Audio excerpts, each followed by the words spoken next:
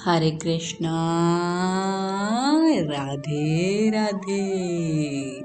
आप सभी का स्वागत है मेरे YouTube चैनल किस्से किरदारों के में। और आज हम कामदा एकादशी व्रत कथा को सुनेंगे। तो आइए इस कथा को शुरू करते हैं। श्री कृष्ण के प्रिय सखा अर्जुन ने कहा, हे कमल नयन, मैं आपको कोटि कोटि नमन करता हूँ।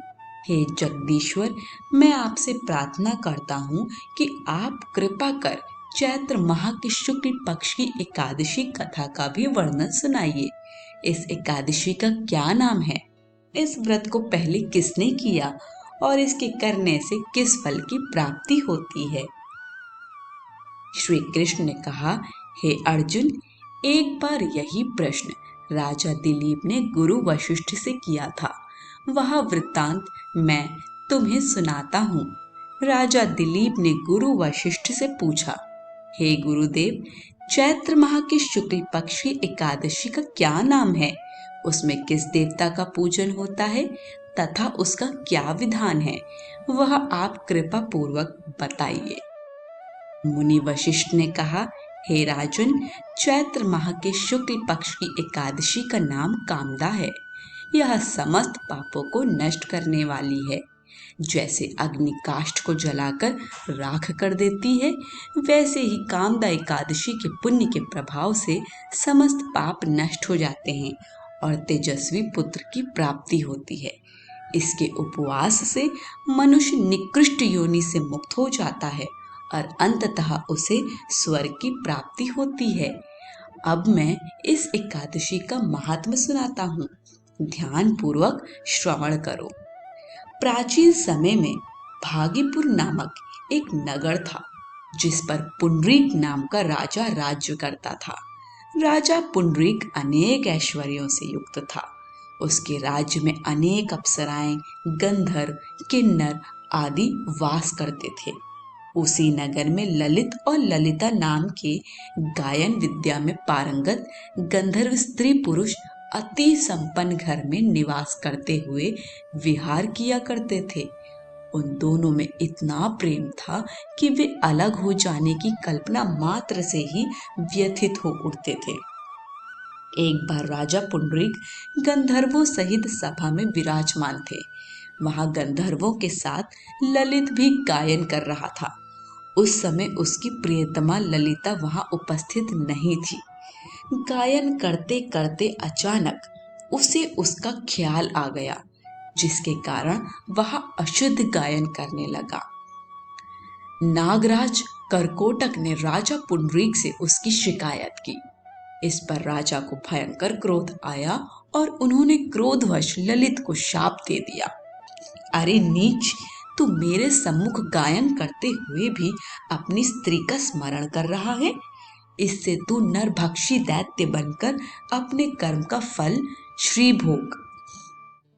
ललित गंधर्व उसी समय राजा पुंडरीक के शाप से एक भयंकर दैत्य में बदल गया। उसका मुख विकराल हो गया। उसके नेत्र सूर्य चंद्र के समान प्रदीप्त होने लगे। मुंह से आग की भयंकर ज्वालाएं निकलने लगी। उसकी नाक पर्वत की कंदरा के समान विशाल हो गई और गर्दन पहाड़ के समान दिखाई देने लगी। उसकी भुजाएं 2-2 योजन लंबी हो गई। इस प्रकार उसका शरीर 8 योजन का हो गया। इस तरह राक्षस बन जाने पर वह अनेक दुख भोगने लगा। अपने प्रियतम ललित का ऐसा हालत होने पर ललिता अतः दुख से व्यथित हो उठी।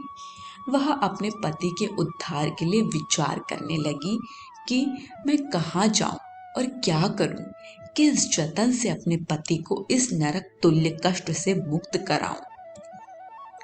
राक्षस बना ललित घोर वनों में रहते हुए अनेक प्रकार के पाप करने लगा। उसकी स्त्री ललिता भी उसके पीछे पीछे जाती और उसकी हालत देखकर विलाप करने लगती। एक बार वह अपने पति के पीछे पीछे चलते विंध्याचल पर्वत पर पहुंच गई। उस स्थान पर उसने श्रृंगी मुनि का आश्रम देखा। वह शीघ्रता से उस आश्रम में गई और मुनि के सामने पहुंचकर दंडवत प्रणाम कर विनीत भाव से प्रार्थना करने लगी। हे महर्षि, मैं वीर धनवा नामक गंधर्व की पुत्री ललिता हूँ। मेरा पति राजा पुंडरीक के शाप से एक भयंकर दैत्य बन गया है। उससे मुझे अपार दुख हो रहा है। अपने पति के कष्ट के कारण मैं बहुत दुखी हूँ। हे मुनि श्रेष्ठ, कृपा करके आप उसे राक्षस योनि से मुक्ति का कोई उत्तम उपाय बताएं। समस्त वृत्तांत सुनकर मुनि श्रृंगी ने कहा, हे पुत्री, चैत्र माह के शुक्ल पक्ष की एकादशी का नाम कामदा एकादशी है। उसके व्रत करने से प्राणी के सभी मनोरथ शीघ्र ही पूर्ण हो जाते हैं। यदि तू उसके व्रत के पुण्य को अपने पति को देगी तो वह सहज ही राक्षस योनि से मुक्त हो जाएगा और राजा का शाप शांत हो जाएगा। ऋषि के कहे अनुसार ललिता ने श्रद्धा पूर्वक व्रत किया और द्वादशी के दिन ब्राह्मणों के समक्ष अपने व्रत का फल अपने पति को दे दिया और ईश्वर से प्रार्थना करने लगी, हे प्रभु, मैंने जो यह उपवास किया है उसका फल मेरे पति देव को मिले, जिससे उनकी राक्षस योनि से शीघ्र ही मुक्ति हो। एकादशी का फल देते ही उसका पति राक्षस योनि से मुक्त हो गया और अपने दिव्य स्वरूप को प्राप्त हुआ। वह अनेक सुंदर वस्त्रों तथा आभूषणों से अलंकृत होकर पहले की भांति ललिता के साथ विहार करने लगा। कामदा एकादशी के प्रभाव से वह पहले की भांति सुंदर हो गया और मृत्यु के बाद दोनों पुष्पक विमान पर बैठकर विष्णु लोक को चले गए। हे अर्जुन, इस उपवास को विधान पूर्वक करने से सभी पाप नष्ट हो जाते हैं। इस व्रत के पुण्य से मनुष्य ब्रह्म हत्या आदि के पाप और राक्षस आदि योनि से मुक्त हो जाते हैं। संसार में इससे उत्तम दूसरा कोई व्रत नहीं है। इसकी कथा व महत्व के श्रवण व पठन से अनंत फलों की प्राप्ति होती है। कथा सार।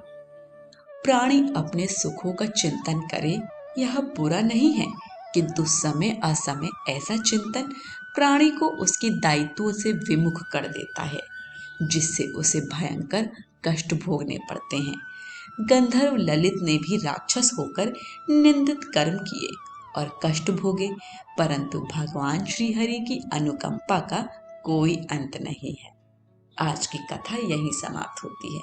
कथा पसंद आई हो तो कमेंट बॉक्स में हमें अपना फीडबैक ज़रूर दीजिएगा। वीडियो को लाइक शेयर करें और चैनल को सब्सक्राइब करें। सभी को हरे कृष्ण, राधे राधे।